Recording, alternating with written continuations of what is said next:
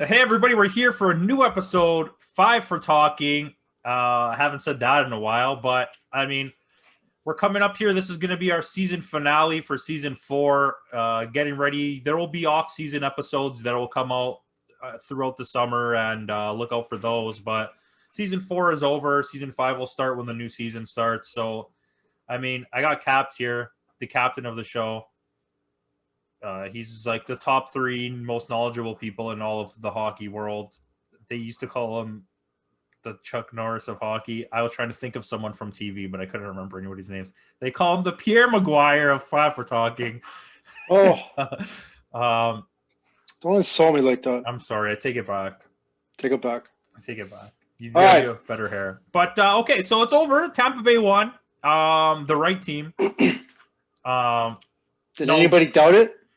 I don't think so. Except Montreal people probably. But I mean, I'm not going to not cheer for my own team either if they made it to the finals. So, I mean, Yeah, it's funny how there was a bit of controversy. Vasilevsky wearing bigger equipment.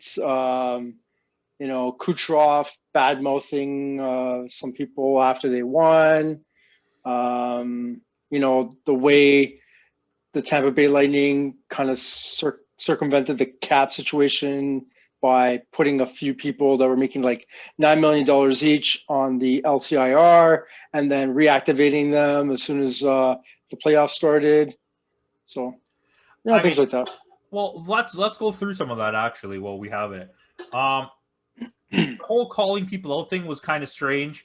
I know that Sergachev mentioned some other things in a tweet and then he deleted it about getting people showing up at their houses and death threats and stuff. But I mean, I don't know anything about that. So you guys have fun with that. But a little too much party with the cap space thing.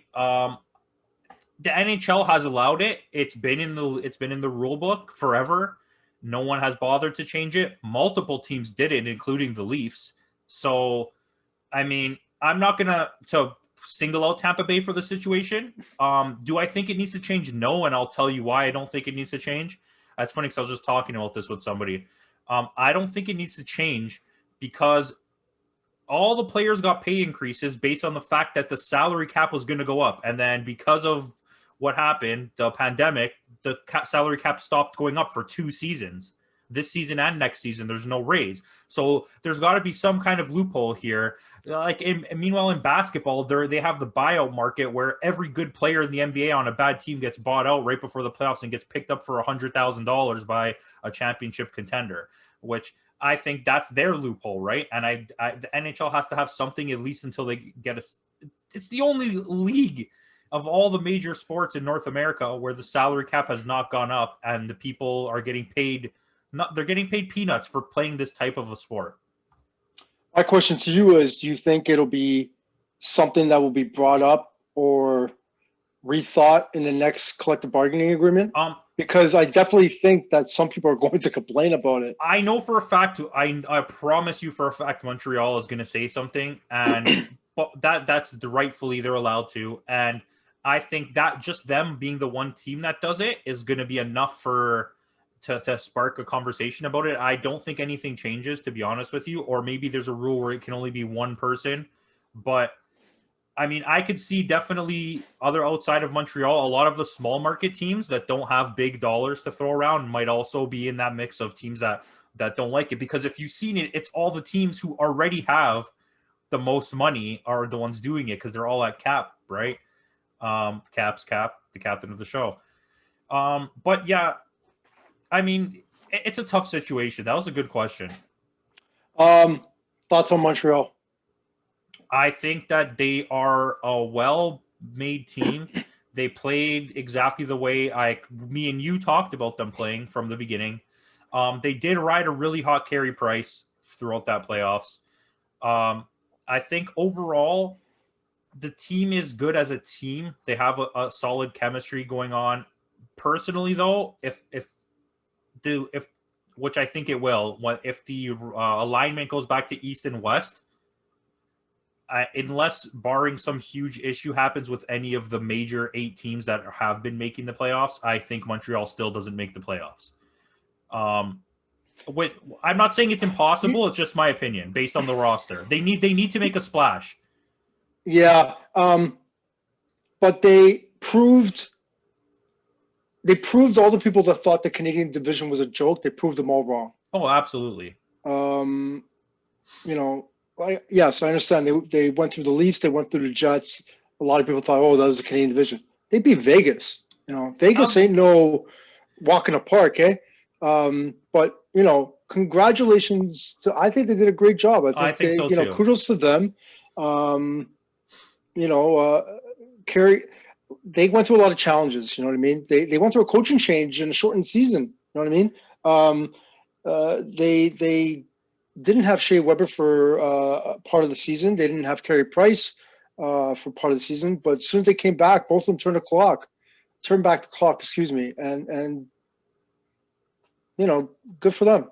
Good for them. Honestly, hopefully they can carry it over to next year. Hopefully, and that will just make things a lot more harder for everyone. I think you're right. I had fun just hating on them throughout the playoffs, to be honest, as with buddies and people at work and stuff. But they played really well. I can't take that away from them. Do I personally, in my heart, believe that they deserve to win the cup this year? No, I don't. I think Tampa Bay. This is strong. Tampa Bay is so good. They are so absolutely the best team in the NHL. And you know what? I don't blame Montreal for losing either. You have to come up and face Tampa Bay. I don't even think the Leafs or Vegas or any of those teams had a shot. Maybe Colorado, but I still don't think so. Their goaltending is not good enough. So Colorado's turned into the Tampa Bay Lightning of the early 2010s. Where they win every year and then they don't make it anywhere in the playoffs. They're just missing that one thing that'll just put them over the edge. You got. It's hard to be I think Vegas is that team too. Nobody's really the Leafs in Washington are a special case. I know Washington won recently, but the Leafs in Washington specialize in getting knocked out early in the playoffs. At least that Tampa Bay team was a little bit better. But you said, Washington is a special case because they did win. So they did win that one time, so I will allow it. But I mean, so I want to talk about Tampa for a bit outside of that. They won the cup. Like I said, obviously good for them. My second favorite team, so I'm very happy about that. I would have liked to see Colorado. I mean, they got knocked out early, but good on Vasilevsky for winning the Conn Smythe. That playoff series was if anybody didn't realize this, you're not a hockey fan. That series was watching just 2 amazing goalies battle it out. It was unbelievable how good both of them were. The amount of amazing slide across saves and stuff that was happening, wow, they deserve more credit than anyone. I think Vasilevsky has pretty much proven that he is the best goalie in the league. He has worked tremendously hard at his craft, and it shows. I don't know. I think I did mention it before. He was getting criticized. Montreal fans were criticizing him of wearing bigger equipment. Did you see that somewhere? I saw it the other day. I was like, actually, it's funny that you said that. Right after the game happened, I had maybe a 1-hour conversation on Instagram with a few people. One of them was actually Bargo, third member of the show, who pointed out he kept sending me pictures of him, and every picture his equipment was double the size of Carey Price. But I mean, if the NHL's allowing it, maybe Carey Price prefers more form-fitting equipment, and he puts all of his stuff to the maximum limit, right, that they're allowed. And he's also a good 5 inches taller than Carey Price, 4 inches, right? So it's I think he's 6'4". Is he? Yeah, but I think he was like only 5 pounds heavier than Carey Price or something. But Well, you know anyway, what I mean? whatever. There's a limit they're allowed, and maybe he prefers to wear his equipment all the way to the limit, and Carey Price likes it more fitting on him. Carey Price is a I never thought of that. legendary goalie. He can do whatever he wants. If that's how he chooses to wear his equipment, let him wear his equipment like that. Do you think Carey Price is worth a 10 mil? No. Only because $10 million is a lot. And I'm not saying maybe he's not worth $9 million, but imagine what you can do with that $1 million, right? I don't think any goalie should be getting paid more than $8 million. And it's not because they're not good. It's because you don't always know what you have in a goalie, right? Like I know Carey, you know what you have in Carey. You know what you have in Carey Price. I understand that, but you don't know what's going to happen. You can suffer injuries, and that $10 million is a huge hindrance. At least if you had $2 million, $1.5 million to play with, you can have some movement in your roster, right? Which is why I don't want the Leafs to re-sign Anderson, for example, because I feel like he's going to want more than what he's getting paid now, and we can't afford to do that. Especially for the fact that he's going to be playing. He's not going to be a starter. No, it doesn't make sense to pay him even $4 million. Well, even if he would take a $1 million pay cut, to play behind. Oh gosh, what's his name? Campbell. Campbell. My God. And it doesn't. It just doesn't make sense. No, there's no way after the way he played in the last couple of seasons that he's taking a pay cut. I don't think so. I think the Leafs are going to have to be a little more smart with how they're going to be spending their money for the next little bit. Can I ask you one question before we carry on? If you were ever building a team and you're going to go through the draft, would you ever draft a goalie in the first? If you were like in the first 5, would you ever draft a goalie if that person was rated number 1? Would you ever draft a goalie that high? So in the history of hockey, I believe it's only ever happened twice. DiPietro and Carey Price. And was it Carey Price or was it Luongo? Carey Price was drafted high. Yeah. Well, okay. I think there's only 2 goalies ever that got drafted 1. You can check. Sorry, I wasn't prepared for this question, but I mean, sorry. I just want to. It's okay. It's a really good question. I just for that one thing, I'm not sure. I know there's 2. But that doesn't even matter. I'm just saying you personally. Yes, if not as number 1. In the top 5, yes, but it would have to be someone who not only is projected as a generational talent, it would have to be someone that I've vigorously scouted and who we've seen for every level of hockey they've played in has been the best goalie in the league. Because Rick DiPietro was not that guy. I don't understand how he ever got drafted that high. So, I mean... look how that turned out. I have a question for you. So there's a chance that they might blow up Tampa Bay. Do you think that if they manage to lock down that core that they still have and keep what they have there, that they Blackhawks it?